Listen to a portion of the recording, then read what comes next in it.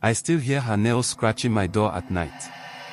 I know this sounds crazy, but what happened to me was real. I grew up in a small town in Edo State.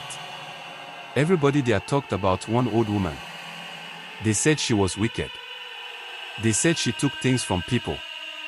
They said she lived alone because even her own family was afraid of her. I never believed any of it. I thought it was just stories parents told kids so they would behave. But one night proved me wrong. The night everything changed. I was 14. My mother sent me to buy salt from a small shop near the old woman's house. It was getting dark, but I wasn't scared. I passed her compound every day. But that evening felt different. The air was still.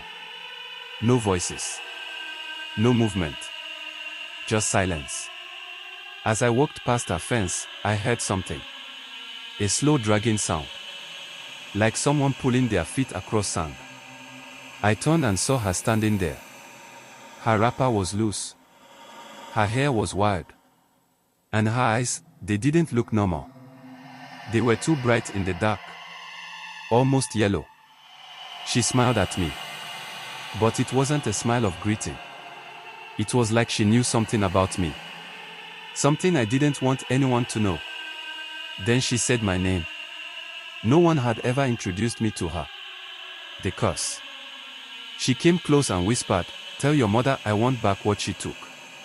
I froze. My mother never took anything from her. At least, that's what I thought. Before I could speak, she grabbed my wrist. Her hand was ice cold. Pain shot up my arm. When she let go, I couldn't move my fingers.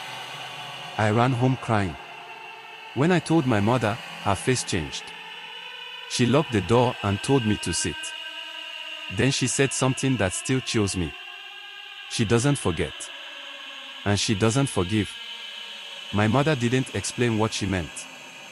She just stayed up that whole night praying. The scratching. Around 2 a.m., I woke up to a sound at our front door. Scratch, scratch, scratch. Slow. Steady.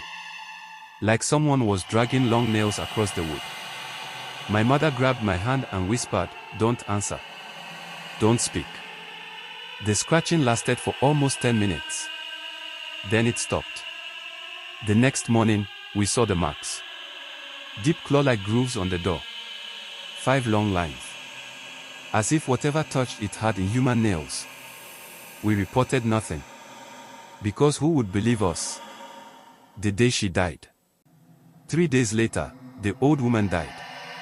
People celebrated. They said she finally paid for all the wicked things she had done. But when I heard the news, I felt no relief. Because that night, I heard the scratching again. But this time, it was on my bedroom window. The worst part. Even now, years later, I still hear it sometimes. Scratch, scratch, scratch. Only at night. Only when I'm alone. And every time, I remember her yellow eyes and her cold hand. My mother never told me what happened between them. Maybe it's better I don't know. Because whatever that old woman wanted, I think she's still looking for it.